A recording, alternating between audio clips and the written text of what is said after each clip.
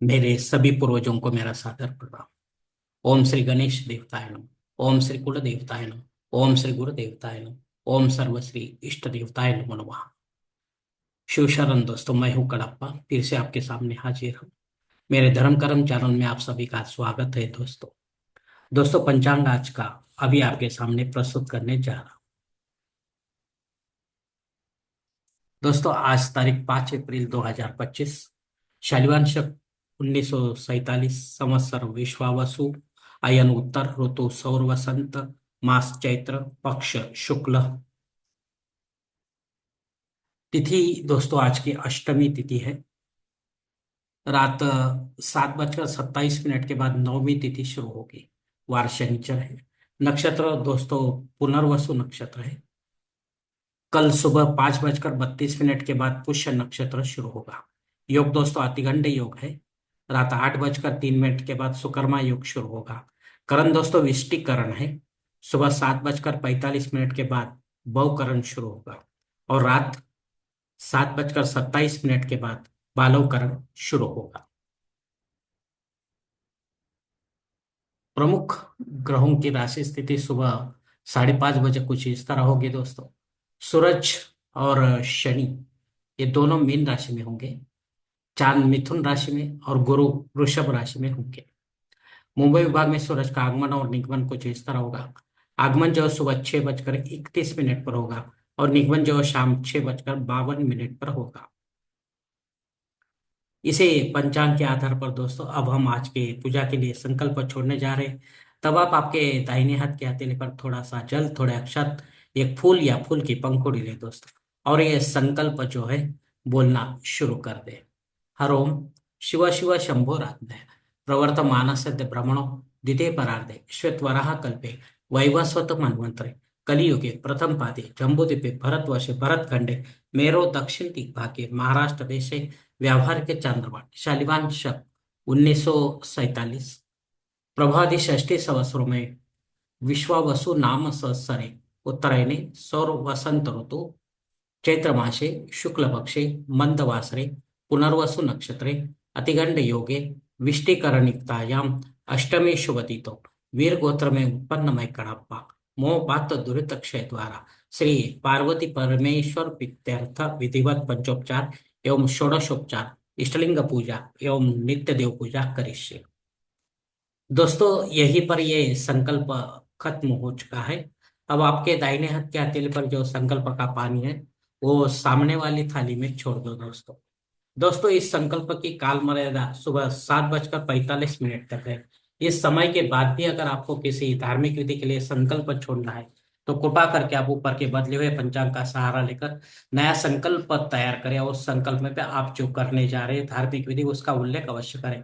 तब जाकर आपकी ये धार्मिक सेवा संबंधित देवताओं तक पहुंचेगी और उनका आशीर्वाद आप तक पहुंच जाएगा। आपका जीवन और भी सुलभ बन जाएगा दोस्तों।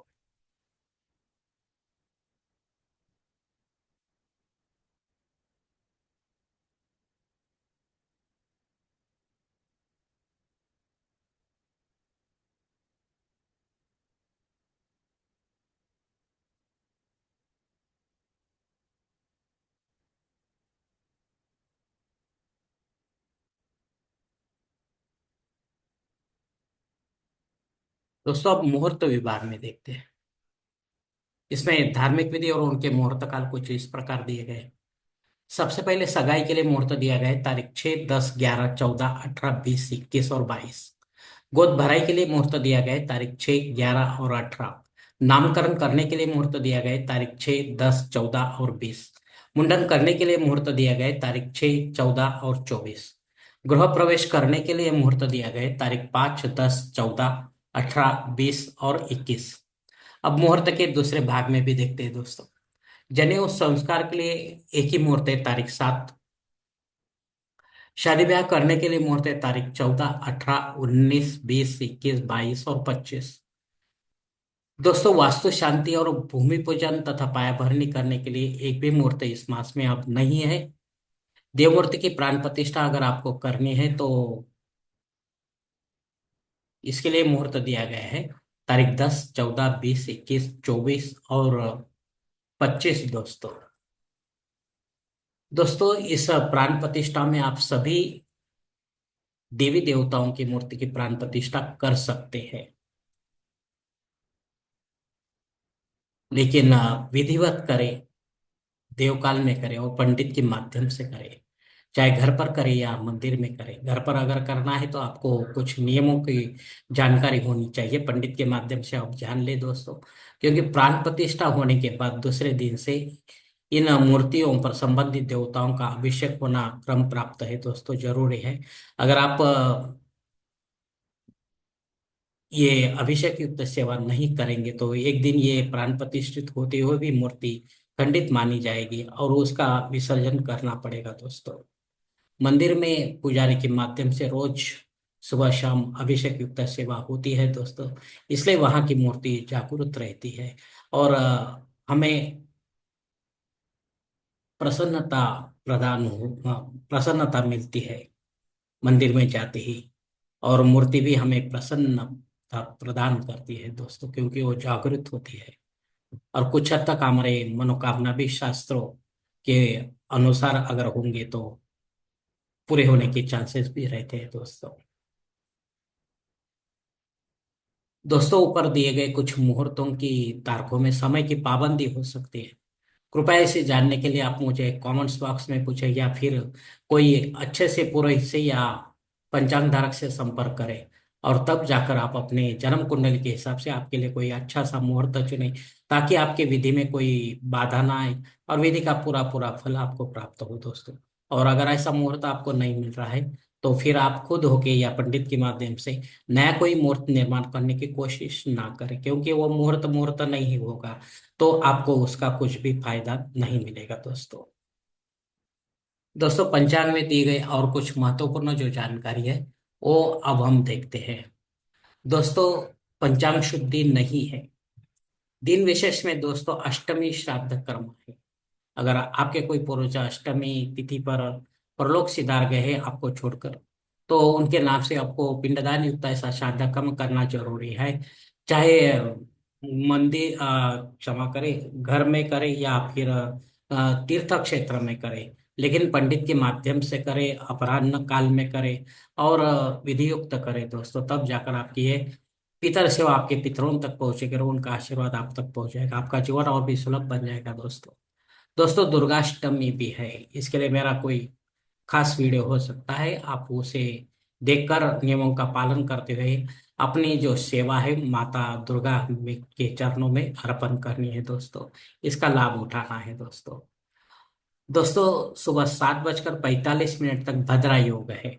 ये राहु के अंडर आने के कारण हमारे काम को बिगाड़ देता है, तो आपको ध्यान रखना है कि इस काल तक हमें कोई महत्वपूर्ण काम नहीं करना है, वरना आपको असफलता मिल सकती है दोस्तों। रात 7:27 के बाद दग्ध योग शुरू हो रहा है। ये जनन शांति के संबंध में है। अगर कोई बच्चा इस समय के बाद पैदा होता है तो उसकी जनन शांति जो होती है वो 12वें दिन उसके निवास स्थान पर की जाती है, पंडित के माध्यम से विधिवत की जाती है। और अगर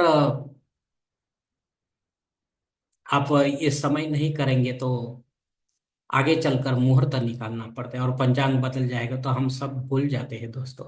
लेकिन बालक के जीवन में आने वाली घटनाएं नहीं रुकती है दोस्तों, इसलिए आपको उनकी तीव्रता अगर कम करनी है दुखों की, तो आपको ये जनन शांति करनी होगी दोस्तों, क्योंकि ये अशुभ शांति है, अशुभ योग की शांति है।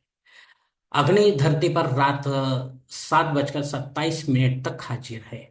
अगर आपको कोई नया यज्ञ कर्मकांड अगर करना है शुरू, तो आप कर सकते हैं, लेकिन आगे चलकर कहीं बंद न हो जाए इसका भी ख्याल आपको रखना है, वरना आपको दोष भी लग सकता है दोस्तों।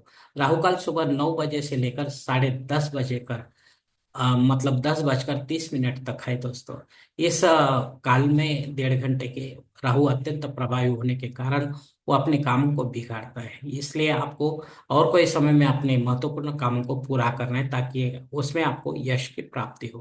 प्रमुख गोचर वक्री ग्रह में 2 मार्च से लेकर शुक्र वक्री हो गया है दोस्तों। तो ये वक्री ग्रह आपको कैसा फल देगा, इसे जानने के लिए आपको नजदीकी ज्योतिष के पास जाकर जानकारी लेनी होगी कि ये शुक्र मुझे कैसा फल देगा। तो वो फल शुभाशुभ या मिश्र स्वरूप का भी हो सकता है दोस्तों। आपकी जन्म कुंडली देखकर ही ज्योतिष आपको बताएंगे दोस्तों। धन्यवाद दोस्तों। आज का ये पंचांग का वीडियो जो है मैं यहीं पर खत्म करता हूँ। अगर आप मेरे विचारों से सहमत है तो कृपा करके मेरा धर्म कर्म चैनल सब्सक्राइब करो, लाइक करो, आपके मित्र परिवार के साथ शेयर करो, और कमेंट्स बॉक्स में आप अपना राय जरूर दें दोस्तों। और मेरा अगला वीडियो आप तक पहुंचने के लिए बेल बटन को अवश्य दबाएं। धन्यवाद दोस्तों। हमारी अगली मुलाकात होने तक आप खुश रहे, आनंदी रहे और प्रसन्न रहे। हरिओम शिव शंभो महादेव।